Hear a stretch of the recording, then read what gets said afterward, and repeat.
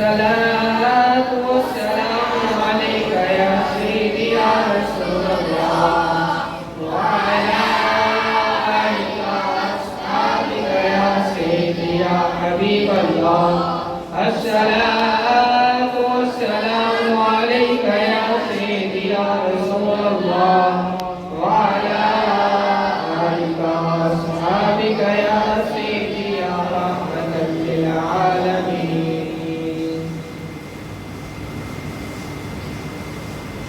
میں بندائے عاصی ہوں خطا کار ہوں مولا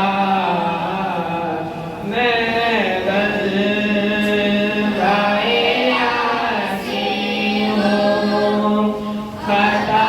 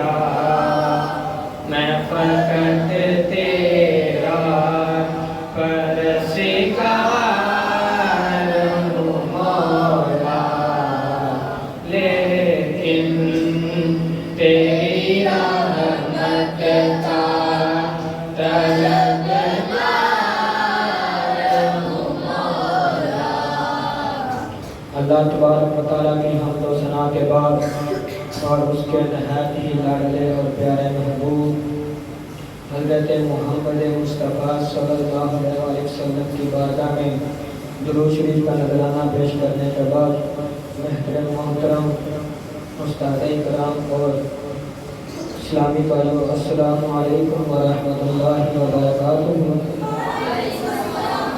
مجھے آج اس مختصر سے وقت میں جو آپ نے استادوں کو سبق سنانے کا موقع ملا ہے اس کا عنوان ہے شان اولیاء۔ دعا ہے کہ اللہ تبارک و تعالیٰ مجھے حق اور سچ بیان کرنے کی توفیق عطا فرمائے۔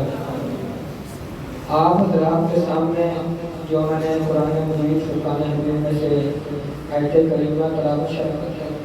کریمہ تلاوت کرنے کا شرف حاصل کیا، اس میں اللہ تبارک و تعالیٰ فرماتا ہے الا ان اولیاء اللہ لا خوف علیہم ولا هم یحزنون، خبردار بے شک اولیاء اللہ کو نہ کوئی خوف ہے اور نہ وہ غمگین ہوں گے۔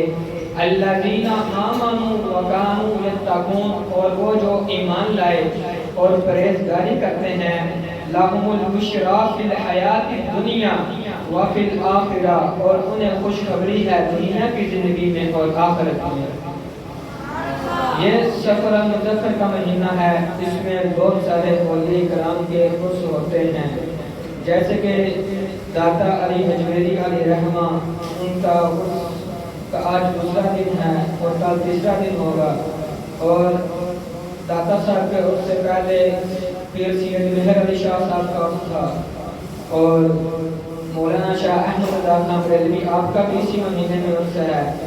اگر دوسرے لفظوں میں یہ کہا جائے کہ یہ عرسوں کا مہینہ ہے تب بھی ٹھیک ہے۔ اہل سنت و جماعت جن کو اولیاء اکرام سے محبت ہے، جن کو اولیاء اکرام سے پیار ہے، وہ اس مہینے میں نذرانہ عقیدت اولیاء اکرام کو پیش کرتے ہیں۔ ہم اولیاء اکرام کا ذکر کیوں نہ کریں؟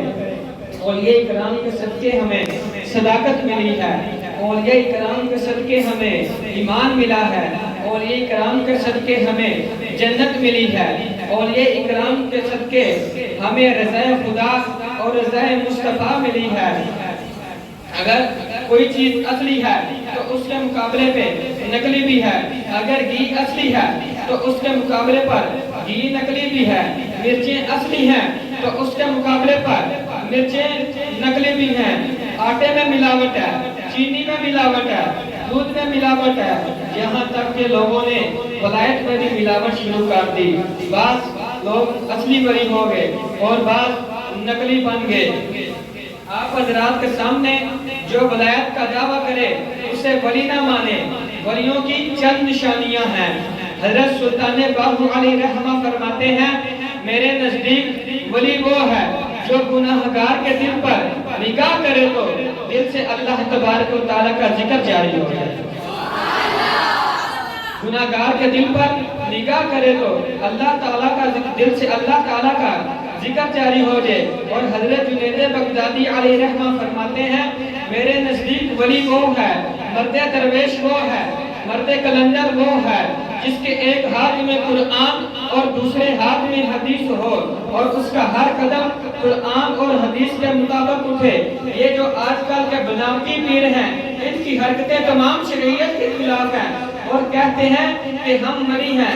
حضرت میاں میر صاحب فرماتے ہیں میرے نزدیک ولی وہ ہے، میرے نزدیک ولی وہ ہے جو نماز تہجد کا وضو یہاں پر کرے اور نفل جا کر مدینہ منورہ میں پڑھے، مدینہ منورہ میں پڑھے۔ اور یہ جو نقلی پیر ہیں جن میں نماز ایک نہیں پڑھتے اور کہتے ہیں کہ ہم ولی ہیں، حضرت میاں میر صاحب فرماتے ہیں میرے نزدیک ولی وہ ہے جس کی نماز تہجد بھی قضا نہ ہوئی ہو۔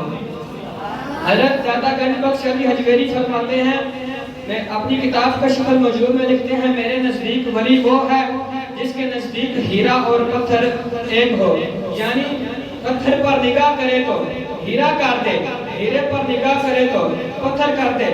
حضرت میاں محمد بخش صاحب فرماتے ہیں مرد ملے تا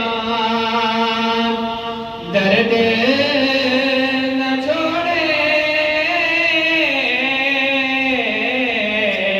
مرد ملے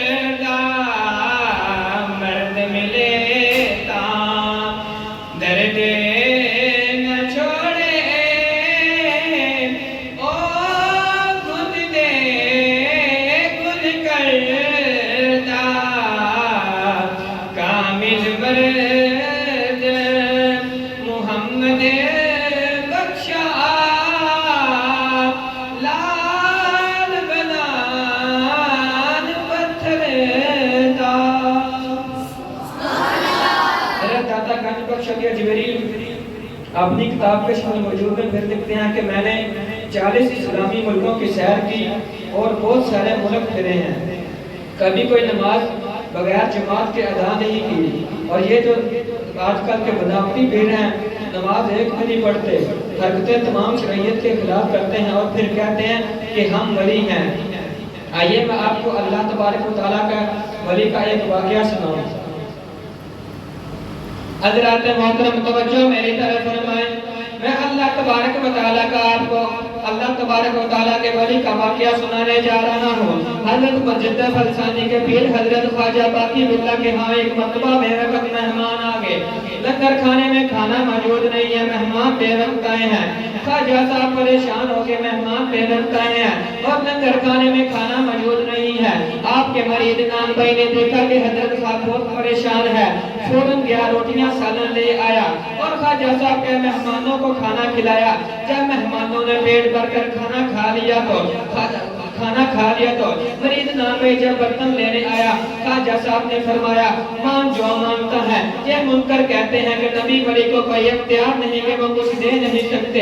میں کہتا ہوں کہ آپ سلم کی بارگاہ میں حضرت ابو بکر آئے تو ان کو صدیق اکبر بنا دیتے ہیں، عمر فاروق آئے تو ان کو فاروق اعظم بنا دیتے ہیں، عثمان غنی آئے تو ان کو عثمان غنی ذو النورین بنا دیتے ہیں، اگر مولا حیدر آئے تو ان کو شیر خدا بنا دیتے ہیں۔ جب منکر کہتے ہیں کہ نبی ولی کو کوئی اختیار نہیں کہ وہ کچھ دے نہیں سکتے. خواجہ صاحب فرما رہے ہیں کیا مانگتا ہے؟ مریض نام میں عرض کی دعا فرما دیجئے. اللہ تعالیٰ کا دیا ہوا سب کچھ موجود ہے. خواجہ صاحب نے فرمایا نہیں، آج جب تک مانگے گا نہیں جانے نہیں دوں گا. آج جب تک مانگے گا جانے نہیں دوں گا. مریض نائن بھائی نے عرض کی مجھے خواجہ مجھے باقی باللہ ثانی بنا دے دے. خواجہ صاحب نے فرمایا میں نے سال ہر سال محنتیں کی ہیں، ریاستیں کی ہیں، باتیں کی ہیں. اللہ تعالیٰ نے ماذ اپنے فضل سے یہ مقام عطا کیا ہے. تو ایک منٹ میں چاہتا ہے یہ مقام مل جائے، سمندر کو گودے میں بند کر دیا جائے. مریض نائن بھائی بھی حضرت صاحب کی مجلس میں بیٹھنے والا تھا. کہتا نہ سمندر کا پتہ ہے نہ گودے کا پتہ ہے. پہلے مانگتا نہیں تھا خالی جولی واپس نہیں جاؤں گا. پہلے مانگتا نہیں تھا خالی جولی واپس نہیں جاؤں گا. خواجہ صاحب نے دیکھا ارادہ مضبوط ہے. مریض نان بھائی کا ہاتھ پکڑا، حجرے میں لے گئے. کسی کو اندر آنے کی اجازت نہیں ہے. 3 دن ہو گئے ہیں مریض باہر انتظار میں ہے کہ خواجہ صاحب کب باہر آتے ہیں. تیسرے دن جب دروازہ کھلا تو خواجہ صاحب باہر نکلے. مریض نان بھائی کا ہاتھ پکڑا ہوا ہے. دیکھنے والے کہتے ہیں پہچانا نہیں چاہتا تھا کہ مریض نان بھائی کون ہے اور خواجہ باقی باللہ کون ہے. دیکھنے والے کہتے ہیں پہچانا نہیں چاہتا تھا کہ مریض نان بھائی کون ہے اور خواجہ باقی باللہ کون ہے. صورت بھی بدل دی، سیرت بھی بدل دی. لکھنے والا یہاں پہ کیا خوب لکھتا ہے، نگاہیں ولی میں، نگاہیں ولی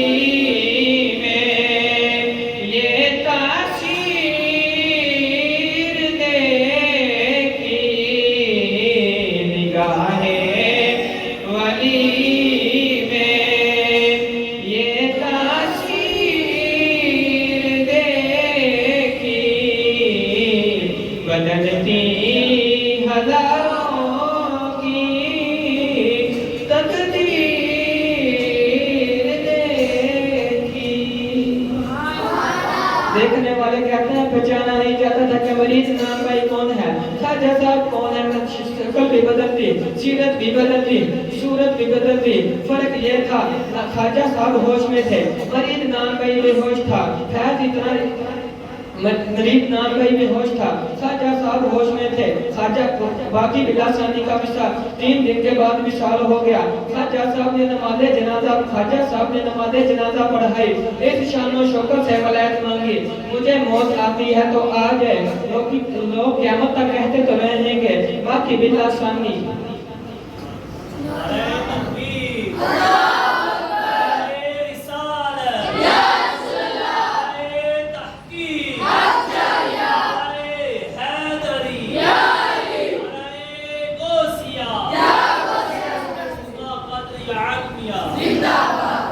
دیکھنے والے کہتے ہیں پہچانا نہیں چاہتا تھا کہ خواجہ باقی باللہ کون ہے اور مریض نان بھائی کون ہے. صورت بھی بدل دی، سیرت بھی بدل دی. فرق یہ تھا کہ خواجہ صاحب ہوش میں تھے، مریض نان بھائی بے ہوش تھا. اور اس شان و شوکت سے ولایت مانگی کہ اگر مجھے موت آتی ہے تو آ جائے، لیکن لوگ قیامت تک کہتے تو رہیں گے کہ باقی باللہ ثانی. میں انہی الفاظ پر اپنی گفتگو کا اہتمام کرتا ہوں. وآخر دعوانا ان الحمد للہ رب العالمین.